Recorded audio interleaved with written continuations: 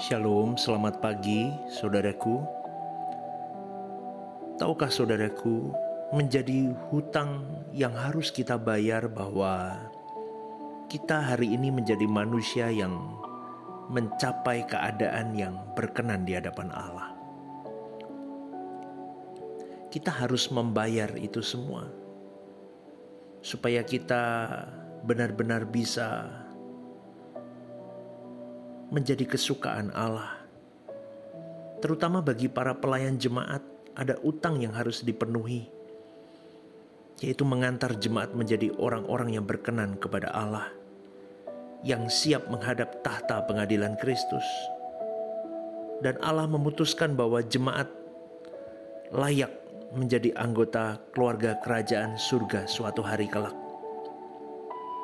Pelayan jemaat harus bekerja keras, fokus pada orientasi dan tujuan pelayanan ini. Lebih dari apapun, baik itu mujizat, kesembuhan, pemenuhan kebutuhan jasmani, ataupun segala sukses yang dipahami dan dimengerti oleh manusia pada umumnya. Para pelayan jemaat harus melayani hingga jemaat bisa dilayakkan menjadi anggota keluarga kerajaan surga.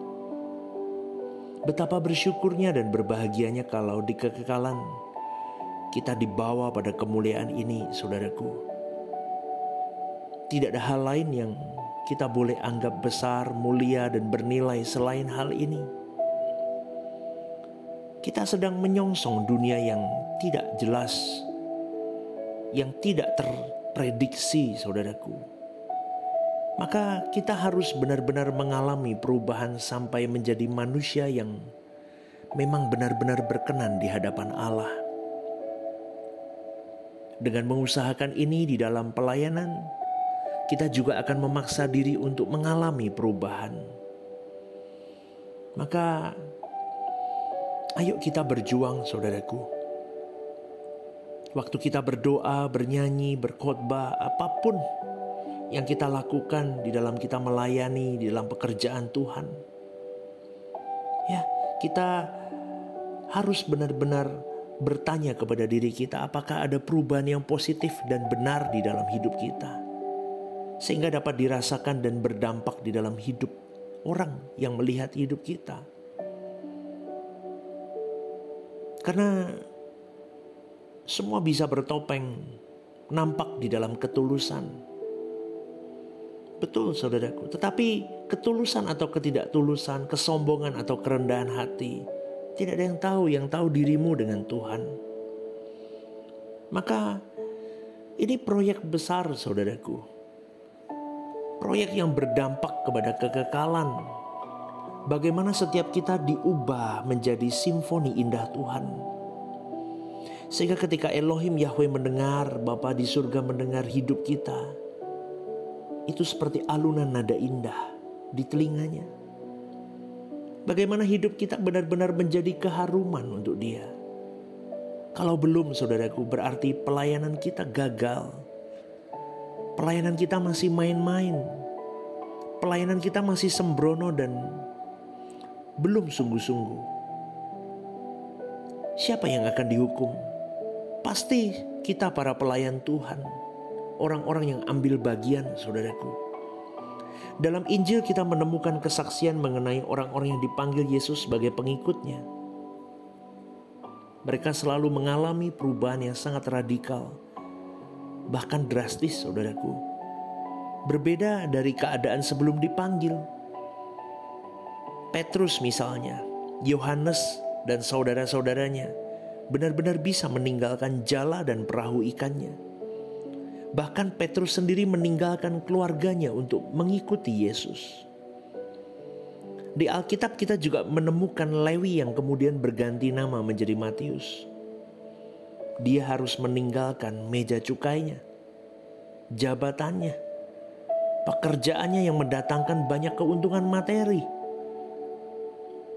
Secara finansial menguntungkan, uang pun juga sangat banyak. Tetapi Lewi bersedia meninggalkan meja cukainya, yaitu jabatan dan pekerjaan itu, untuk dia bisa mengikut Yesus. Seorang yang berprofesi sama dengan Lewi adalah Zakheus. Zakheus memang tidak menjadi murid yang bersama-sama dengan Yesus seperti murid-murid Yesus. Tetapi perjumpaan Zakheus dengan Yesus membuat dia mengalami perubahan yang drastis, saudaraku. Perubahan Zakheus benar-benar tidak dimengerti oleh masyarakat di zamannya. Misalnya bagaimana Zakheus membagi separuh hartanya kepada orang miskin. Dan bila ada orang yang pernah dia peras, dikembalikannya 4 kali lipat. Saudaraku, satu hal yang tidak bisa dimengerti saat itu adalah adanya perubahan drastis dalam hidup Zakheus. Tetapi perubahan ini fakta historis, kenyataan sejarah, fakta empiris, kenyataan pengalaman. Saulus, kalau kita lihat, yang kemudian berganti nama jadi Paulus, setelah mengalami perjumpaan dengan Yesus di tengah perjalanan ke kota Damsyik, ketika ia hendak menganiaya dan membunuh orang-orang Kristen. Saulus meninggalkan jabatan sebagai pemuka agama Yahudi dengan sederetan kehormatan yang dia miliki. Bisa jadi dia adalah anggota Sanhedrin, saudaraku, lembaga yang paling terhormat dalam kehidupan orang-orang Yahudi. Tetapi setelah itu hidup Saulus diubah.